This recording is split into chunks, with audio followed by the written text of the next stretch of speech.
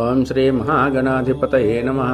ఓం శ్రీ కార్తీకదామోదరాయ నమః. 29వ రోజు పారాయణ. అత్రి మహాముని అగస్త్యుల వారితో ఈ విధముగా సుదర్శన చక్రము అంబరీషునకు అభయమిచ్చి ఉభయులను రక్షించి భక్తకోటికి దర్శనమిచ్చి అంతర్ధానమైన వైనము చెప్పి తిరుగు ఇట్లు చెప్పసాగెను. ఆ తరువాత అంబరీషుడు దూర్వాసుని పాదములపై పడి దండ ప్రణామములు ఆచరించి పాదములు కడిగి ఆ కడిగిన నీళ్లను తన శిరస్సుపై చెల్లుకొని, ఓ మునిశ్రేష్ఠ, నేను సంసార మార్గమందున్న ఒక సామాన్య గృహస్థుడను.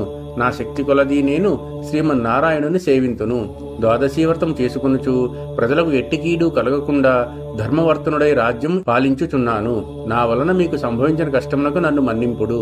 మీ ఎడల నాకు అమితమైన అనురాగం ఉండుటచే తమకు ఆతిథ్యం ఇవ్వవలయునని ఆహ్వానించితిని.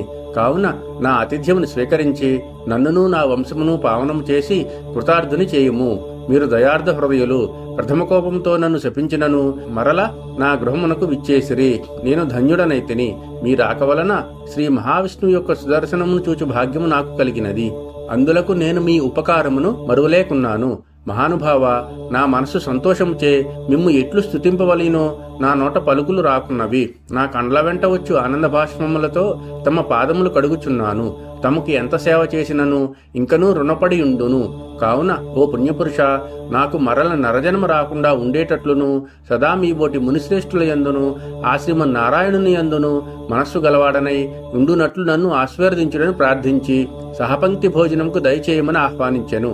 ఈ విధముగా తన పాదములపై పడి ప్రార్థించుచున్న అంబరీషును ఆశీర్వదించి, రాజా, ఎవరు ఎదుటివారి బాధను నివారణ గావించి ప్రాణములు కాపాడుదురో, ఎవరు శత్రువులకైనను శక్తి కొలది ఉపకారం చేయుదురో అట్టివారు తండ్రితో సమానమని ధర్మశాస్త్రములు తెలియచేయుచున్నవి. నీవు నాకు ఇష్టడవు, తండ్రితో సమానుడవైనావు. నేను నీకు నమస్కరించినచో నాకంటే చిన్నవాడగుట వలన నీకు ఆయుక్షీణము కలుగును. అందుచేత నీకు నమస్కరించుటలేదు. నీవు కోరిన ఈ స్వల్ప కోరికను తప్పక నెరవేర్చదను. పవిత్ర ఏకాదశి వ్రతనిష్ఠుడవగు నీకు మనస్తాపమును కలుగుచేసినందులకు వెంటనే నేను తగిన ప్రాయశ్చిత్తమును అనుభవించితిని. నాకు సంభవించిన విపత్తును తొలగించుటకు నీవే దిక్కైతివి. నీతో భోజనము చేయుట నా భాగ్యం కాక మరొకటి ఎగునా అని దూర్వాస మహాముని పలికి అంబరీషుని అభీష్టము ప్రకారము పంచభక్ష్య పరమాన్నములతో సంతృప్తిగా విందారగించి అతని భక్తిని కడు విధముల ప్రశంసించి అంబరీషును దీవించి సెలవు పొంది తన ఆశ్రమమునకు వెళ్ళెను. ఈ వృత్తాంతమంతయు కార్తీక శుద్ధ ద్వాదశి దినమున జరిగినది. కావున ఓ అగస్త్య మహాముని, ద్వాదశీ వ్రత ప్రభావము ఎంతటి మహాత్మ్యము కలదో గ్రహించితివి కదా. ఆ దినమున విష్ణుమూర్తి క్షీరసాగరమందున శేష శయ్యపై నుంచి లేచి ప్రసన్న మనస్కుడై ఉండును. కనుకనే ఆ రోజునకు అంతటి శ్రేష్టతయు మహిమయు కలిగినది. ఆ దినమును చేసిన పుణ్యము ఇతర దినములలో పంచదానములు చేసినంత ఫలమును పొందును. ఏ మనుజుడు కార్తీక శుద్ధ ఏకాదశి రోజున శుష్కోపవాసముండి పగలెల్లా హరినామ సంకీర్తన చే గడిపి ఆ రాత్రంతయు పురాణం చదువుతూ లేక వింటూ జాగరణ చేసి మరునాడు అనగా ద్వాదశి నాడు తన శక్తి కొలది శ్రీమన్నారాయణుని ప్రీతి కొరకు దానములిచ్చి బ్రాహ్మణులతో కూడి భోజనం చేయును. అట్టివాని సర్వపాపములు ఈ వ్రత ప్రభావం వలన పటాపంచలైపోవును. ద్వాదశీ దినము శ్రీమన్నారాయణునకు ప్రీతికరమైన రోజు కనుక ఆనాడు ద్వాదశి ఘడియలు తక్కువగా ఉన్నను ఆ ఘడియలు దాటకుండానే భుజింపవలేను.